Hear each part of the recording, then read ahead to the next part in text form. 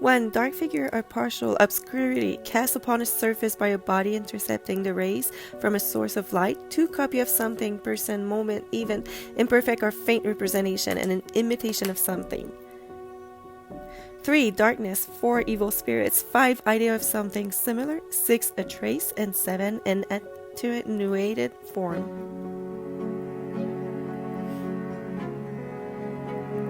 8. An inseparable follower. 9. A spy. 10. A protection or place of protection. 11. An area near an object. And 12. Of great influence. 13. A picture, darker portion. 14. A reflected image. 15. Unhappiness. And 16. A place of obscurity.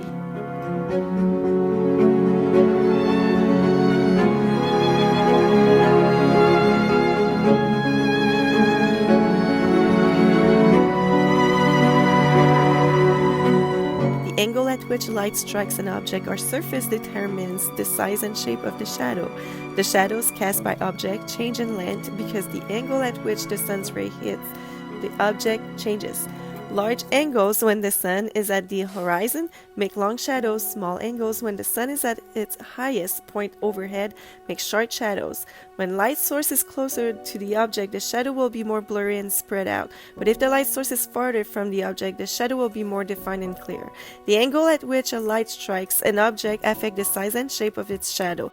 Shadows are longer when the light source is at a low angle side-on and shorter when the light source is at a higher angle overhead.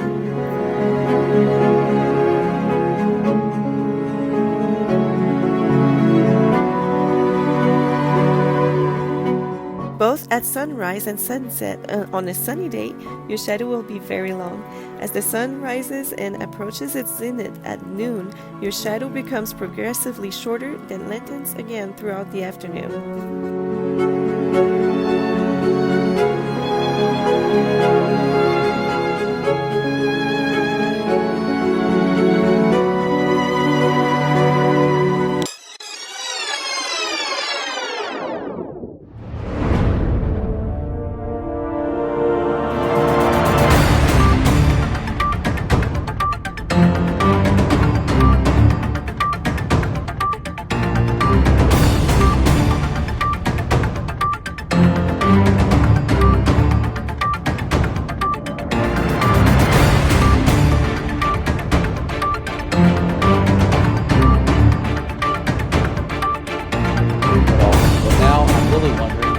There could be a connection. And that's how I found this group. So I hope that maybe some part of my experience will help someone figure something out.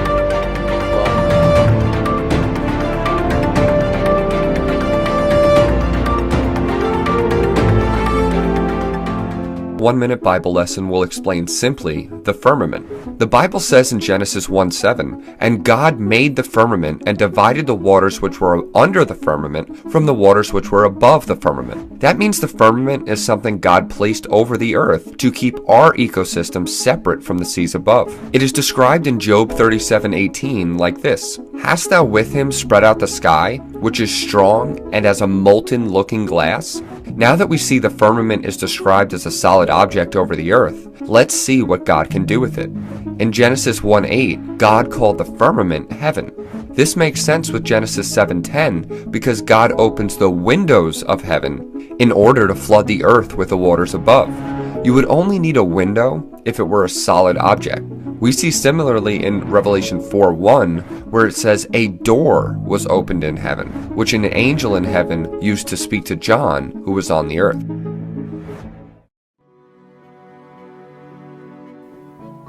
And the likeness of the firmament upon the heads of the living creature was as the color of the terrible crystals stretched forth over their heads above.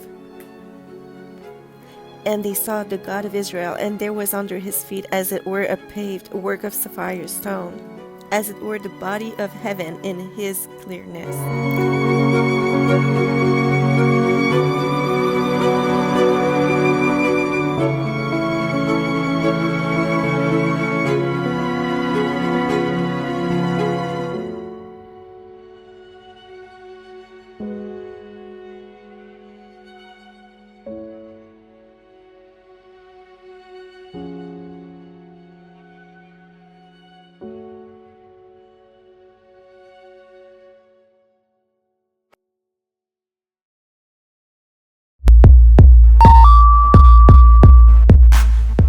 shape of an object determines the shape of its shadows.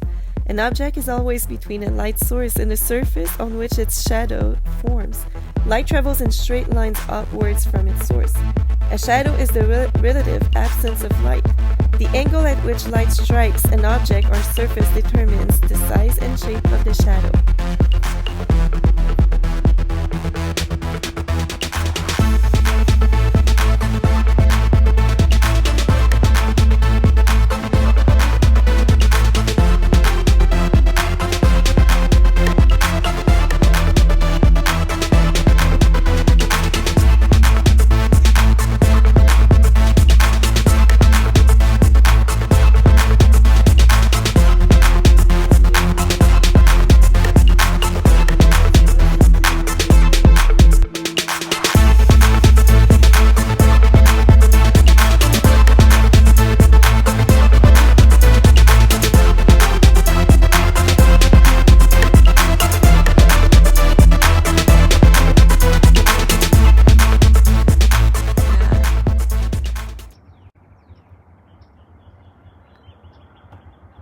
Wow, that dark line, I don't know, that's like it almost looked like the shadow from the sun on the cloud.